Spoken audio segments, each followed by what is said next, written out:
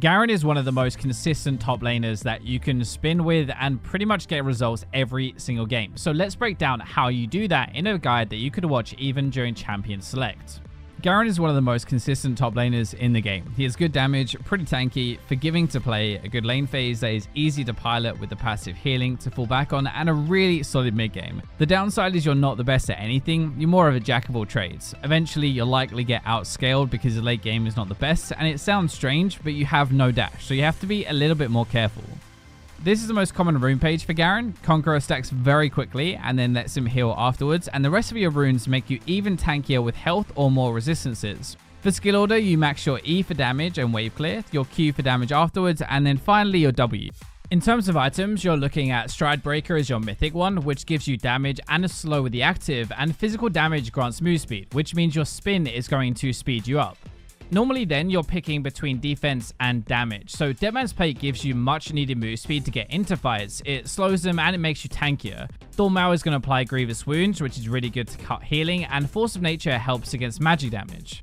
If you want some more damage though, you have things like Steric's Gauge, which will give you a huge shield as well as some damage. Also things like Black Cleaver, which is a decent option versus a lot of armor. Mortal Reminder can also replace Thornmail to apply the healing reduction and have some more damage too, and even Death's Dance is a good choice if you're snowballing. So against easier lanes, you want to try and trade and bully opponents. You want to use your Q to silence and then spin before running back away. Short trades like that will force them to retreat and give you control of the lane, a big CS lead, or you can just kill them at level 6 after you can dunk them with your ultimate. Against harder lanes, you will often have the edge pre-6, but then it can start to kind of go downhill. Champions like Quinn and Kayle will harass you at that point as they get more items, and your passive will struggle to heal you back up. In these lanes, you want to get a lead early, or you want to turtle and try to get out of the 1v1. So Garen works best with junglers that can bring some crowd control while you spin on top of them. So champions like Fiddlesticks or Nunu pair really well, as you can run in and they can follow up for solid ganks. In teamfights, supports like Nami and Seraphine are also great to play with, as they have ways to slow the enemy or to speed you up, which negates one of your biggest weaknesses of being kited around. During the lane phase, if you have the edge in trades, you can force opponents out very quickly. So to trade normally, you want to Q into range, you'll silence them then, auto attack and then E to spin. At that point, you can leave easily to heal back up afterwards, or you can chase them down with your ultimate for the kill.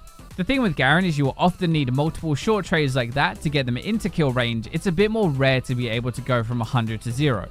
In harder lanes, make sure you back off and use your passive healing before coming back into CS, so you're not going to be low and able to be dived under tower. And since you don't have a dash, try to not constantly spin in the wave and push too hard near their tower. During teamfights at 2 items, Garen is going to be basically a raid boss if you're ahead. You'll have a ton of damage and you should be pretty tanky as well, so you should be aiming to run people down and burst them. Later game can be a bit harder for Garen though, because he gets kited around a lot and he can either teamfight or split push depending on the game. So to teamfight, you ideally want to get into their backline, sometimes by flanking, but flashing onto them with a silence will often be enough to nuke them down with your ultimate after. To split push, you want to ward the jungle near you and then push the wave and try to pressure the tower. But if you're ahead, you can often trade a few times with Q and then dive the opponent and kill them afterwards. So that wraps up a basic guide to spinning as Garen. Good luck on the Rift.